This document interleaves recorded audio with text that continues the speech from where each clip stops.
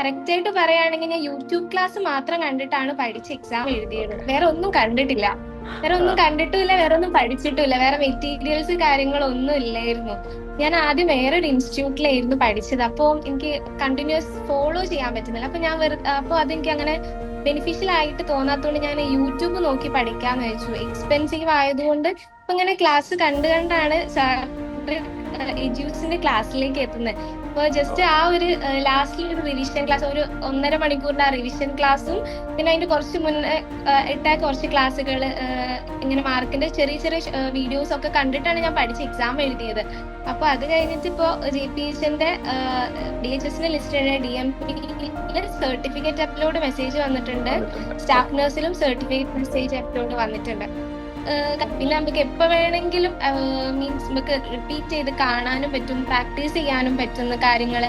പിന്നെ ഇപ്പോ homeo നഴ്സിനായാലും Aishwarya madam ഒക്കെ ആണെങ്കിലും എന്തെങ്കിലും ഡൗട്ട് കാര്യങ്ങൾ ചോദിച്ചു കഴിഞ്ഞാൽ പറയുന്നുണ്ട്. അതുപോലെ തന്നെ ലൈവ് ക്ലാസ്സിലാണെങ്കിലും ജസ്റ്റ് മെസ്സേജ് അയച്ചു കഴിഞ്ഞാൽ അപ്പം തന്നെ ഡൗട്ട്സ് ക്ലിയർ ചെയ്ത് തരുന്നുണ്ട്. അപ്പൊ ആദ്യം JPH ജോയിൻ ചെയ്യുക, അതിനുശേഷം നമ്മുടെ സ്റ്റാഫ് നഴ്സ് തന്നെ കിട്ടട്ടെ കേട്ടോ. എത്രയും പെട്ടെന്ന് ഒരു സർക്കാർ ജോലി ലഭിക്കട്ടെ, അതിനുള്ള എല്ലാ ഭാഗ്യവും ലഭിക്കട്ടെ കേട്ടോ.